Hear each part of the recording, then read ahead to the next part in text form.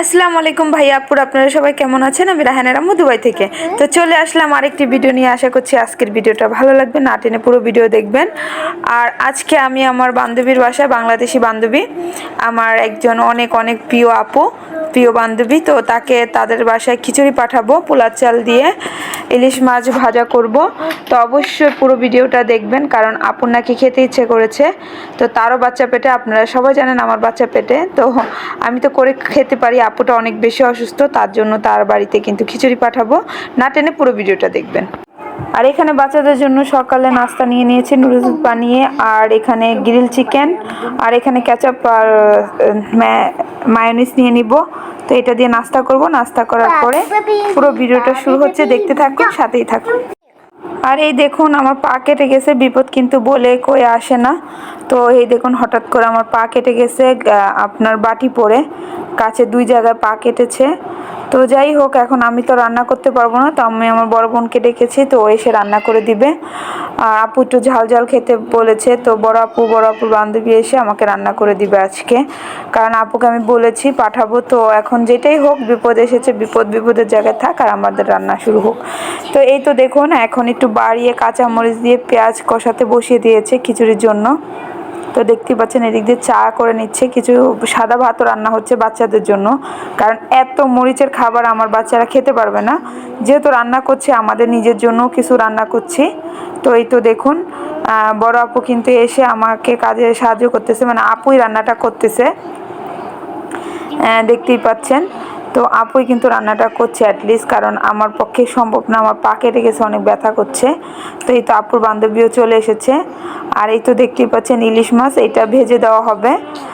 আর আমাদের মাংস তরকারি আছে ফ্রিজে, আমরা খিচুড়ি মাংস তরকারি দিয়ে খাবো। আর এই তো উনি যেহেতু মানে গর্ভবতী, তো এরকম খাবার খেতে ইচ্ছে হলে আমি আমার সামর্থ্য অনুযায়ী, মানে আমার যেটা বলে আমি যেতটুকু করে দিতে পারবো, ওইটাই সামর্থ্য হলো এইটাই, যে আমি করে দিতে পারি কিনা। আমার বাচ্চা পেটে আপনারা জানেন, তো ওই হিসাবে আমি কিন্তু এই জিনিস নিয়েছি। আপুকে জিজ্ঞেস করেছে কি খাবে, তো অনেক বেশি অসুস্থ, বলতেছে আমার মানে খিচুড়ি খেতে ইচ্ছে করছে। তো আমি বলছি আচ্ছা, এখন তো ওনার কেউ নেই, তো আমিই করে দেই। তো এই আর কি, দেশের বাড়িতে হলে তো সবাই করে দেয়। আর দেখুন খিচুড়ির মশলা দিয়ে কিন্তু কষানো হয়ে গেছে। আর খিচুড়িটা রান্না হচ্ছে মুগ ডাল দিয়ে। এটা কিন্তু আমার বড় বোন রান্না করছে, খুব সুন্দর করে রান্না করছে মাশাল্লাহ। আসলে খেতে অনেক সুস্বাদু হয়েছিল, কারণ আমি কিন্তু এখন বয়স দিচ্ছি, দেখতেই পাচ্ছেন। তো বিপদ কিন্তু কয়ে বলে আসে না। আর এখানে মাছটা মেখে নিয়েছে আপুর বান্ধবী। তো যাই হোক এইভাবে করে, আর আমার পায়ে যদি ব্যথা না লাগতো হয়তো আমি রান্না করতাম, বাট আমার বোন রান্না করছে, হয়তো আরও বেশি মজাদার হবে, কারণ বড় বোনেরা কিন্তু অনেক ভালো রান্না করতে জানে, এটা তো জানেন। আর এই তো মাছটা মেখে নেওয়া হয়েছে, ইলিশ মাছ। তো ইলিশ মাছ দিয়ে খিচুড়ি খেতে কে কে পছন্দ করেন অবশ্যই জানাবেন। আর খিচুড়ি কিন্তু পোলার চাল দিয়ে রান্না হচ্ছে, আর মুগ ডাল দিয়ে। এই তো আপু গরম পানি দিয়ে দিল। আর খিচুড়িটা দেখতে কিন্তু অনেক সুন্দর হচ্ছে, দেখতেই পাচ্ছেন।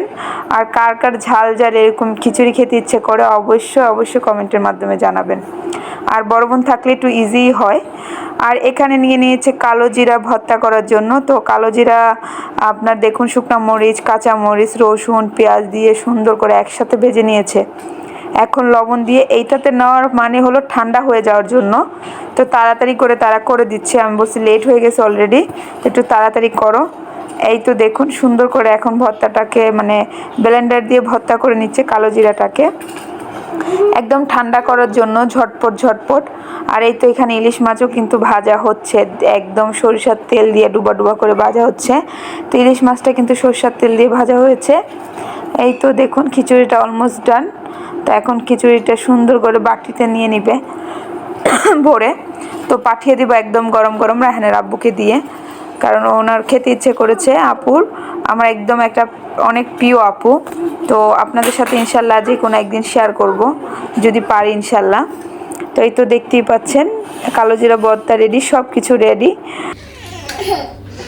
আয়শা কি করে ম্যাঙ্গো নিয়ে আসছে বাবা, ম্যাঙ্গো খাইবো আয়শা, ম্যাঙ্গো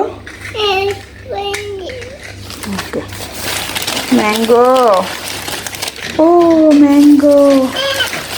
এখনের আমগুলো অনেক মিষ্টি মাশাল্লাহ করে, অনেক মিষ্টি। যে আম কেটে দিব।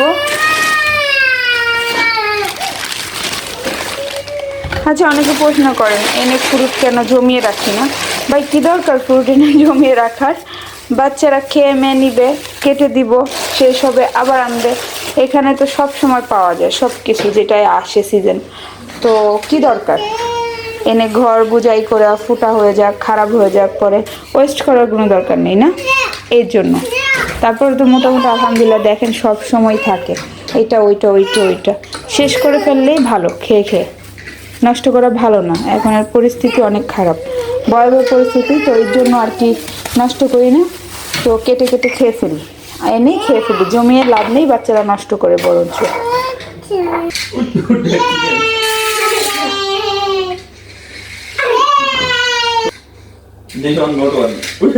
আব্বু রাত্রে আম নিয়ে আসার পরে কেটে খেয়ে নিচ্ছি।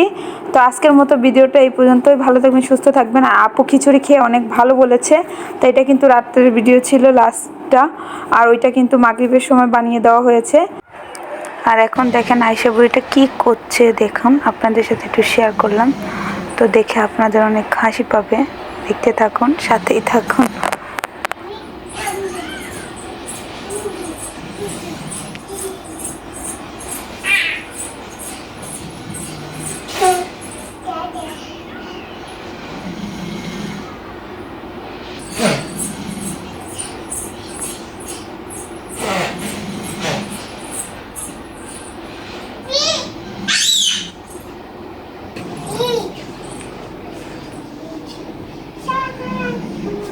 हाय बोलो।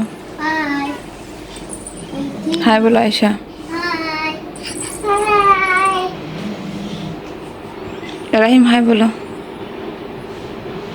रहीम हाय। अब्दुल रहीम हाय। हाय এদিকে লুক লুক মামি। হাই দেখছেন কিভাবে টিভি দেখে, এই অবস্থা ওদের। আর ওর শয়তানি দেখেন, ওর বন্ধ নাই, একদম বন্ধ নাই। হ্যাঁ কি হয়েছে, কি হয়েছে? কিচ্ছু নাই না, আগে দেখেন। হ্যাঁ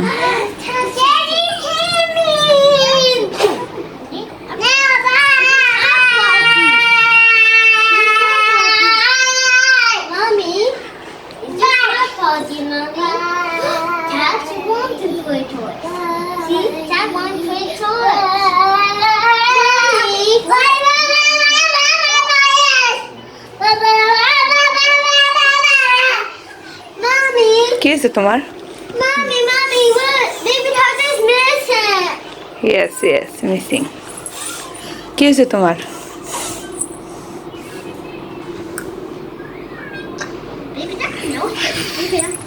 কিচ্ছু নাই দেখছেন, খালি ড্রামা।